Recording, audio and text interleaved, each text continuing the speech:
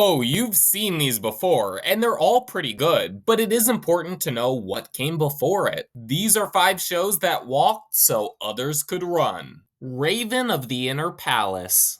Just by the title, if you know historical dramas pretty well, you know first thing what this'll get compared to, and not even negatively. For those not in the loop, The Apothecary Diaries is a newer series that pretty much builds off everything Raven of the Inner Palace hoped to accomplish. Now, before I go further, I do want to clear up the chicken or the egg situation since the Apothecary Diaries did release first. Regardless, anime is a very different medium, and if you read manga too, you know they're very rarely one-to-one copies. Because of that, it's the fact that Raven of the Inner Palace put itself out there first that makes me think it paved the way. I do want to quickly mention Mononoke given it's a historical mystery series too, and a good one at that. The only reason it's not mentioned along with others similar to it is because it's on a different part of the genre spectrum. Again, no one's comparing Raven of the Inner Palace to Mononoke. Also, I want to be clear that Raven of the Inner Palace is a decent show. Even though it set the bar for its sector, it's not like it set the bar low. Looking at some reviews people gave, I think this one said it best. Beautiful, detailed art and strong character development, episodic and mysterious sorcery, but mostly mild. Given the show kind of started the sector, I'm not the least bit mad it came across mildly. After all, creating something completely new is not easy.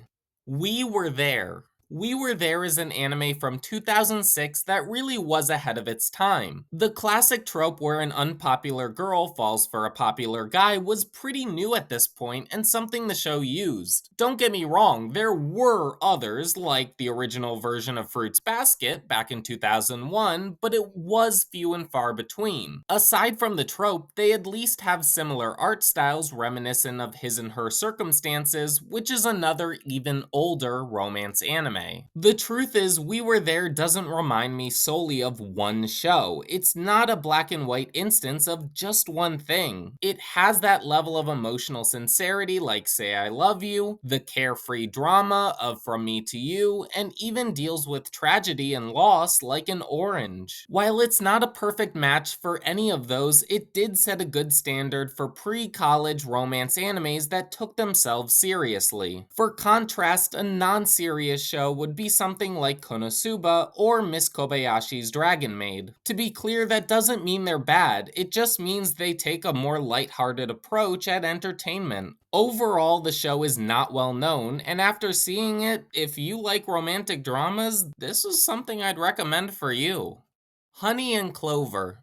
For those that don't know, it's a 2-season, 3-course series that lives and breathes coming of age drama. Now, while that's not completely unique, but maybe a little more so back in 2005, it sets up the groundwork for what ultimately became a much higher regarded series, March Comes In Like a Lion. Surprisingly, the similarities don't just stop at the genre. Even the creator is the same, and shout out to them. Chika Umino, that means you, even if that is just your pet name. What's interesting is Honey and Clover addresses life-building themes taken a step further in the preceding series. Just to give some examples, you've got personal growth, self-discovery, relationship building, career and life choices. There's a lot going into this, and to be fair, there's probably a lot going out too. Financially speaking, of course. Both shows did very well. The clear difference between the two is level of storytelling and level of theme development, something you as a writer get from more experience than anything else, so it seems like it worked out.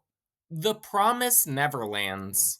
I think no introductions are needed, but just for the few who want to hear it, you're gonna get it. The Promised Neverlands is, unfortunately, a 2-season series that follows a group of children from an orphanage. As the show goes on, the cast uncovers more truths about their dark existence, inevitably working to plot their escape. On paper, it's fine, but when it comes to execution, specifically with Season 2, it almost unanimously got 2 thumbs down. That's not to say it was a bad story. What I would say is this opens up the doors for any disturbing survival mystery series featuring young children, and oddly enough, that exists. Don't worry, I have the voice of reason telling me Made in Abyss came before the Promised Neverlands, but I do believe it's just as important to give the future shows an example of what not to do. Given the main issues involve pacing or loss of key elements, new shows can easily learn from mistakes like that. What I mean is, it's not as if the source material was the major issue for the anime. Given both shows had at least one extremely successful season, I see no reason why studios wouldn't push for that genre, but then again, you'd need a manga to adapt first.